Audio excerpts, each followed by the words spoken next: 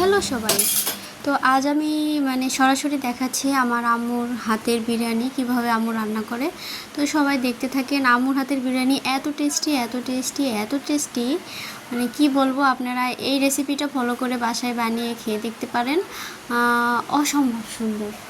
তো দেখেন, প্রথমে কিন্তু আম্মু তেলের উপরে এই মাংসগুলো ভেজে নিচ্ছে। মাংসগুলো ভাজা শেষ করে কিন্তু এগুলো উঠিয়ে নেবে। আর এই মাংসগুলো কিন্তু একদম বেশি ভাজবে না, তবে একদম কমও ভাজা যাবে না। দেখেন, পাশে কিন্তু আমার আম্মু অনেকগুলো ডিমও সিদ্ধ দিয়ে দিয়েছে।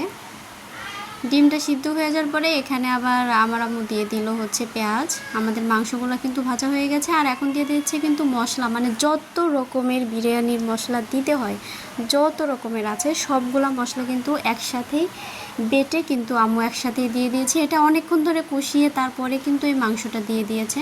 আসলে আমার ভিডিওটা অনেক লং ছিল, সেই জন্য আর কি আমি কেটে কেটে দিয়েছি। যাই হোক, এখন এটাকে অনেকক্ষণ নাড়াচাড়া করার পর এখন কিন্তু বাদাম বাটা দিয়েছে। বিশ্বাস করেন, এইভাবে যদি আপনারা রান্না করে খান, কি বলবো, আপনারা কখনো রেস্টুরেন্টে ওইভাবে খান নাই, এত টেস্টি। তো আপনারা দেখতে থাকেন। এটা কিছুক্ষণ জাল করার পরে আম্মু এর মধ্যে দিয়ে দিল অনেক রকমের মশলা দিয়েছে। আসলে মশলাগুলোর নামও তো বলতে পারছি না আমি। এখানে কিন্তু দিয়ে দিল হচ্ছে টক দই।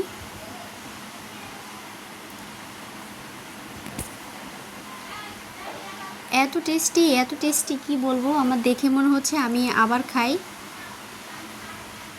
অসম্ভব সুন্দর। চিনি দিয়ে দিল কিন্তু।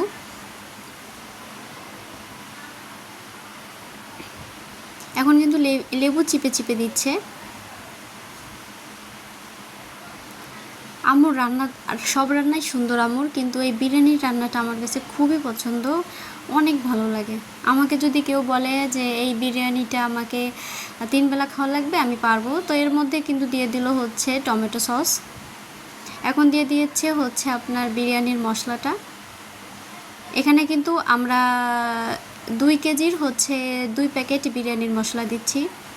মশলাটা অতিরিক্ত হইলেও খারাপ লাগে, আবার একদম কম হইলেও খারাপ লাগে। আপনি যতটুকু চাল দেবেন সেই অনুযায়ী হচ্ছে আপনি এই মশলাটা দেবেন। তো যাই হোক, আমাদের কিন্তু এটা শেষ হয়ে গেছে। এখন আমরা দিয়ে দিচ্ছি হচ্ছে পোলাওটা ভেজে নিব। তো প্রথমে কিন্তু আমরা তেলটা আগে দিয়ে তারপরে পেঁয়াজটা ভেজে নিচ্ছি।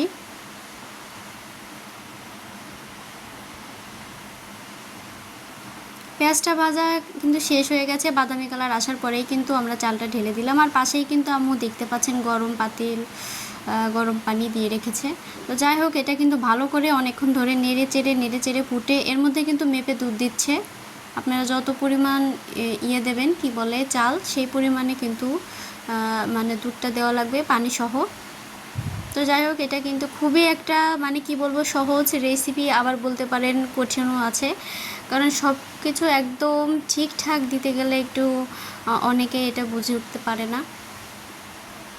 তো যাই হোক, দেখেন এখানে কিন্তু আমার রান্নাটা হচ্ছে দেখে কিন্তু আমার লোভ লাগছে।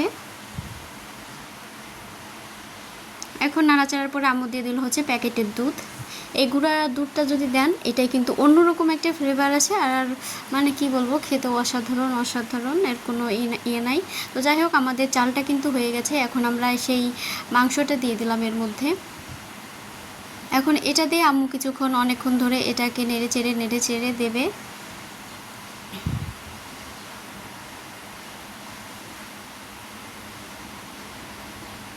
আমাদের বিরিয়ানিটা কিন্তু প্রায় শেষ। এই তো আমরা কিন্তু অনেকক্ষণ ঢেকে রেখেছিলাম। আমাদের বিরিয়ানিটা কমপ্লিট, আর একটু ঢাকা লাগবে।